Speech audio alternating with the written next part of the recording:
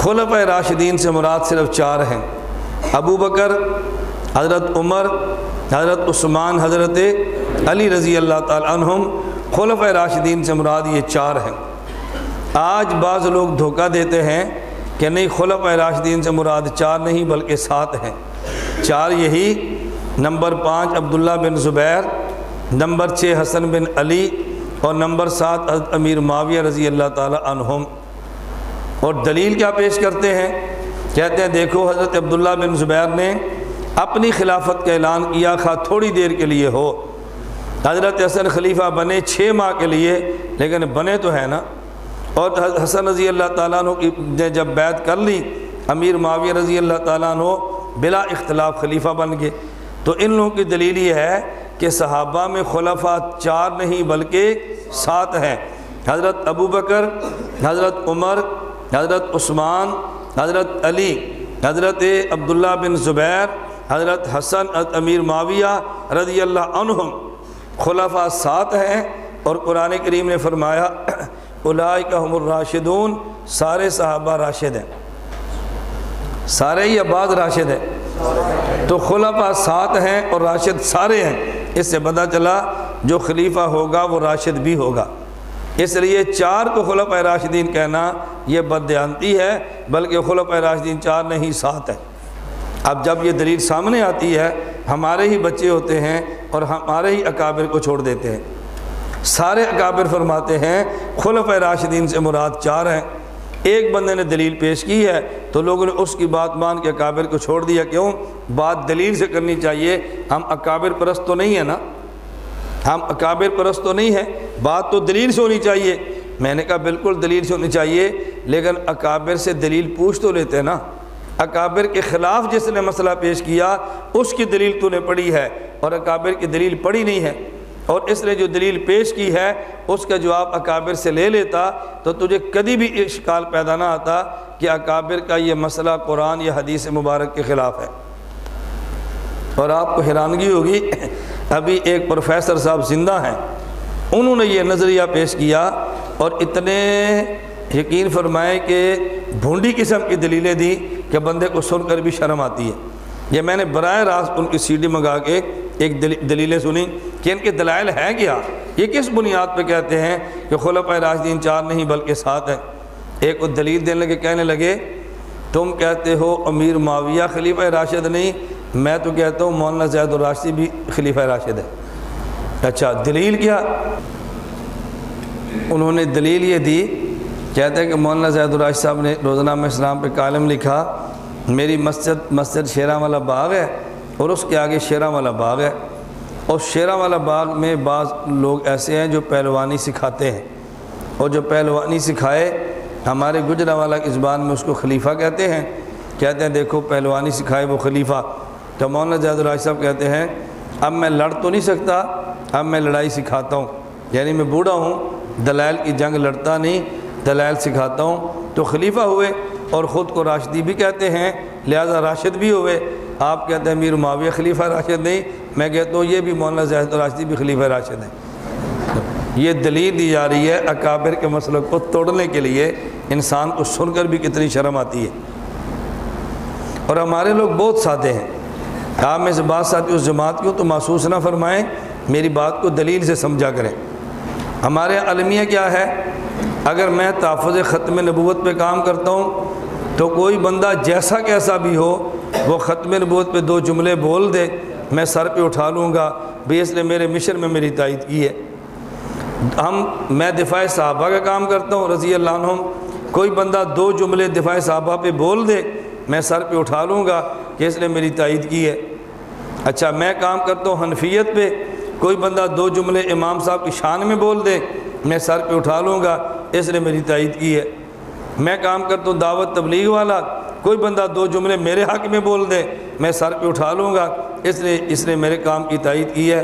بھئی ہمارا کام محدود نہیں ہے، ہمارا کام پورے کا پورا دین ہے، اس لیے کوئی بندہ 2 جملے آپ کے کام کے حق میں بول دے تو اس کو اسی حد تک رکھنا جتنی تائید کی ہے، اس سے زیادہ اس کو اتنا سر پہ نہ بٹھانا کہ اس کی وجہ سے اپنے اکابر کا مشن آپ کو چھوڑنا پڑ جائے۔ یہ میری بات سمجھ آ رہی ہے؟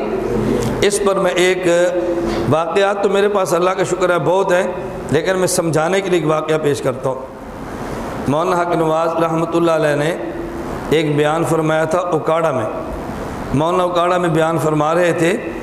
اس بیان کے دوران ایک لڑکا بڑا جذباتی ہو کر اٹھا، اور مسلکاً وہ دیوبندی نہیں تھا۔ اس نے کہا لبیک یا رسول اللہ، لبیک یا رسول اللہ، لبیک یا رسول اللہ۔ آپے سے باہر ہو گیا، جذباتی ہو گیا، نعرے مارے۔ اب مولانا حق نواز رحمۃ اللہ علیہ کا کمال دیکھیں، مولانا نے عین اس موقع پر فرمایا، آپ مارکیٹ میں لے کر تقریر اکاڑا والی کیسٹ سن لے۔ مولانا فرمانے لگے، توجہ رکھنا، مولانا فرمانے لگے لبیک یا رسول اللہ کا مطلب یہ ہے کہ میرا دوست اپنے نبی کے لیے کفن باندھ اور میدان میں اتر، میں یہ تعویل کر کے تیرا ایمان بچا جاؤں گا کہ تیرا مطلب یہ ہے کہ میں نے یا رسول اللہ یہاں کہا ہے اور فرشتے نے پہنچا دیا ہے۔ اس کی تائید نہیں کی، یہ نہیں کہا بالکل ٹھیک کہتا ہے، بالکل بچے نے سچ کہا، یہ میرا نا فوراً اپنا عقیدہ بیان کر دیا، میں یہ تعویل کر کے تیرا ایمان بچا جاؤں گا کہ تو نے یا رسول اللہ یہاں کہا ہے اور فرشتے نے پہنچا دیا ہے۔ تو مولانا عین جذبات میں آ کر بھی مغلوب نہیں ہوئے، جو اپنا موقع تو اس کو وہیں رکھا ہے۔ ہمارا علم یہ ہے کہ کوئی بندہ تھوڑی سی، ہم یا مرکز میں کام کر رہے ہیں، ہماری تائید میں بہت لوگ بولتے ہیں، کبھی غیر مقلد بھی آتے ہیں، کبھی بریلوی بھی، آپ حیران ہوں گے، مناظر ان کے کئی بار گزرتے، خطبہ یہاں پر آتے ہیں، ہم اکرام بھی کرتے ہیں، چائے بھی پلاتے ہیں، ہمارے مہمان ہیں، لیکن اس وجہ سے ان کو سر پہ نہیں بٹھاتے کہ ہماری حق میں دو جملے کہہ دیے۔ ہمیں اپنے موقف کی صداقت پہ اتنا یقین ہونا چاہیے کہ پورا جہان مخالف ہو جائے، ہمارے پاؤں نہ لڑکھڑائے، اور جہان میں ایک بھی پورا جہان ہمارے مخالف ہو جائے اور ایک بھی ہمارا پاؤں لڑکھڑائے اور سارا جہان موافق ہو جائے، ہم جہان کی وجہ سے اپنے مسئلہ کی بات نہ کریں، اپنے اکابر اور قوت دلیل کی بنیاد پہ بات کریں۔ اپنا ذہن بناؤ، تھوڑا سا دماغ بناؤ۔ ایک آدمی تھوڑی سی تائید کرتا ہے، ہم سارے بچے اس کی گود میں رکھ دیتے ہیں۔ اب اس کی مسئلے میں کنونشن ہمارے بچوں کا ہو رہا ہے اور وہ ذہن سازی ہمارے خلاف کر رہا ہے۔ ہم خوش کیوں ہیں؟ اس پروفیسر نے شان صحابہ پہ بات کی ہے، بندہ ہمارا ہے، لہذا اپنے بچے اس کو دے دیے اور اس نے غلط نظریات ہمارے بچوں کو سمجھانے شروع کر دیے۔ ہم ایسا ہرگز نہیں کریں گے۔ بات ٹھیک ہے غلط ہے؟ ہم ایسا ہرگز نہیں کریں گے، بالکل۔ آپ اس کی تائید کرتے ہیں نا، اتنی جلدی متاثر نہ ہوا کریں۔ میں آپ سمجھانے لگا ہوں، انہوں نے کہا جی خلفائے راشدین ساتھ ہیں اور دلیل یہ بیان فرما دی۔ میں آپ کی خدمت میں ایک سوال کرتا ہوں، سارے صحابہ جنتی ہیں یا نہیں؟ دلیل قرآن کریم میں ہے وَكُلًّا وَعَدَ اللَّهُ الْحُسْنَى۔ اچھا، جب سارے صحابہ جنتی ہیں تو آپ 10 کو جنتی کیوں کہتے ہیں؟ عشرہ مبشرہ بالجنہ۔ اب کوئی بندہ کہے یہ عشرہ مبشرہ کی اصطلاح قرآن کے خلاف ہے، جب قرآن سب کو جنتی کہتا ہے تو آپ 10 کو جنتی کیوں کہتے ہیں؟ جیسے لوگوں نے کہا 4 کو خلفائے راشدین کہنا اولئک هم الراشدون قرآن کے خلاف ہے، تو پھر میں پوچھتا ہوں 10 کو عشرہ مبشرہ بالجنہ کہنا کلًا وعد اللہ الحسنہ پورے قرآن کے خلاف ہے نا؟ آپ 10 کو جنتی کیوں کہتے ہیں؟ آپ اس کا جواب یہ دیں گے کہ کلًا وعد اللہ الحسنہ کا معنی یہ ہے کہ سارے صحابہ جنتی ہیں، اس میں اللہ نے نام لیے بغیر سب کو جنتی فرمایا ہے۔ کلًا وعد اللہ کا مصداق سارے صحابہ ہیں، اور عشرہ مبشرہ بالجنہ سے مراد وہ صحابہ جن کا نام لے کر اللہ کے نبی نے ایک ہی مجلس میں جنت کی بشارت دی ہے، وہ سارے نہیں، وہ 10 ہیں، وہ سارے نہیں۔ کلًا وعد اللہ سے پتہ چلا کہ سارے جنتی ہیں، لیکن جن کا نام لے کر ایک مجلس میں جنتی ہونے کی بشارت دی ہے وہ سارے نہیں، وہ 10 ہیں۔ تو عشرہ مبشرہ بھی ٹھیک ہے اور کلًا وعد اللہ بھی ٹھیک ہے۔ اب بات سمجھیں، ہم کہتے ہیں سارے صحابہ راشد ہیں، لیکن خلفائے راشدین کون ہیں؟ قرآن کریم میں ہے وعد اللہ الذین آمنوا منکم وعملوا الصالحات لیستخلفنہم فی الارض۔ اس آیت استخلاف میں صحابہ میں سے جن سے خلافت کا وعدہ ہے وہ سارے نہیں بلکہ وہ 4 ہیں۔ منکم کا لفظ بتا رہا ہے، یہ من تبعیضیہ ہے، خدا نے سب سے خلافت کا وعدہ نہیں کیا کہ سارے صحابہ کو میں خلافت دوں گا، ان میں سے بعض کو دوں گا۔ وہ بعض کون ہیں؟ وہ 4 ہیں۔ راشدون سے پتہ چلا کہ راشد سارے ہیں، لیکن جن سے خلافت کا وعدہ وہ سارے نہیں بلکہ وہ 4 ہیں۔ اب بات سمجھ آ گئی ہے؟ کلم وعد اللہ الحسنہ، سارے جنتی ہیں، لیکن ایک مجلس میں جن کو بشارت دی وہ 10 ہیں۔ راشدون سارے ہیں، اور جن 4 سے خلافت کا، جن سے خلافت کا وعدہ آیت استخلاف میں کیا وہ سارے نہیں بلکہ وہ 4 ہیں۔ اس لیے اولئک ہم الراشدون سے پتہ چلا کہ خلفۂ راشدون سے مراد یہ 4 خلفاء ہیں، اس مراد تمام خلفاء راشدین، تمام خلفاء مراد نہیں ہیں۔ بعض لوگوں نے عنوان بدل دیا، رافضیوں نے کہا نہیں 4 نہیں 1 ہے، انہوں نے کہا 4 نہیں 7 ہیں، اور رافضیوں نے کہا 4 نہیں 1 ہے۔ ایک نے کمی کر دی ہے اور ایک نے اضافہ کر دیا ہے، اس لیے ہم نے کہا کمی کرے تو الہاد والا اور اضافہ کرے تو بدعات والا، کمی اور اضافہ نہ کرے تو اہل سنت والجماعت والا۔ رافضیوں نے کہا کہ نہیں، حضرت علی رضی اللہ تعالیٰ عنہ خلیفہ راشد اور خلیفہ اول ہے۔ دلیل کیا ہے؟ اس لیے کہ علی رضی اللہ تعالیٰ عنہ کا رسول اللہ صلی اللہ علیہ وسلم سے ایمان کا رشتہ بھی ہے اور جان کا رشتہ بھی ہے، جسم اور جان کا، خون کا رشتہ بھی ہے اور ایمان کا رشتہ بھی ہے، اس لیے جو حق علی کا وہ کسی اور کا نہیں ہے۔ ہم نے کہا تمہاری دلیل کو مان لیا جائے تو پھر یہ 4 لوگ وہ ہیں کہ جن کا نبی سے رشتہ ایمان کا بھی ہے اور نبی سے رشتہ خون اور جان کا بھی ہے۔ کیا مطلب؟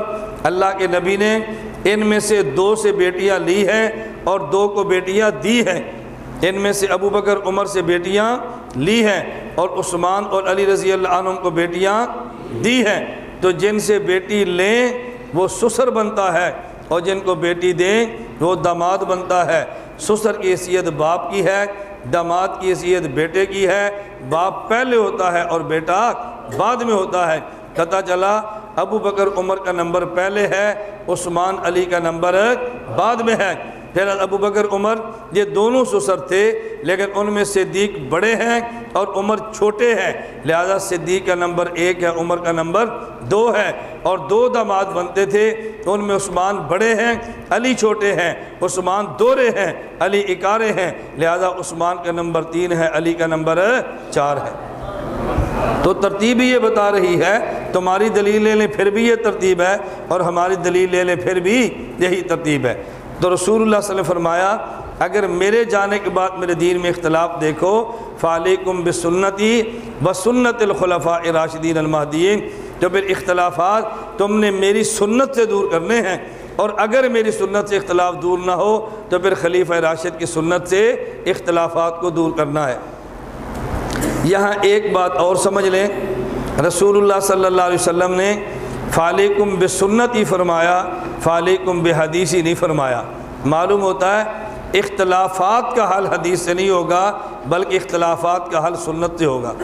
اس کی وجہ 2-3 باتیں لکھ لیں۔ اس کی وجہ یہ ہے کہ ایک ہی مسئلے پر 2 حدیثیں تو ہو سکتی ہیں، لیکن ایک ہی مسئلے پر 2 سنتیں نہیں ہو سکتی۔ ایک مسئلے پر 2 حدیثیں ہو سکتی ہیں، لیکن ایک مسئلے پر 2 سنتیں نہیں ہو سکتی۔ نمبر 2، حدیث صحیح بھی ہو سکتی ہے، ضعیف بھی ہو سکتی ہے، لیکن سنت ہمیشہ صحیح ہوتی ہے۔ سنت میں یہ تقسیم نہیں کبھی سنت صحیح ہو اور کبھی سنت ضعیف ہو۔ یہ صحت اور ضعف کی تقسیم احادیث میں تو چلتی ہے، لیکن صحت اور ضعف کی تقسیم سنت میں نہیں چلتی۔ نمبر 3، ایک منسوخ ہو اور ایک ناسخ ہو۔ حدیث منسوخ بھی ہوتی ہے اور حدیث ناسخ بھی ہوتی ہے، لیکن سنتوں میں ناسخ اور منسوخ کی بحث نہیں چلتی۔ اس لیے اللہ کے نبی نے فعلیکم بسنتی فرمایا ہے، فعلیکم بحدیثی نہیں فرمایا۔ سنت کے زندہ کرنے پہ 100 شہیدوں کے اجر کا وعدہ کیا ہے، حدیث کے زندہ کرنے پہ 100 شہید کے اجر کا وعدہ نہیں۔ حضرت ابو ہریرہ فرماتے ہیں رسول اللہ صلی اللہ علیہ وسلم نے فرمایا من تمسک بسنتی عند فساد امتی فلہ اجر 100 شہید، جس نے ایسے وقت میری سنت کو زندہ کیا جب لوگوں نے سنت کو چھوڑ دیا ہو، اللہ اس ایک سنت کو زندہ کرنے پہ 100 شہید کا اجر عطا فرمائیں گے۔ 100 شہید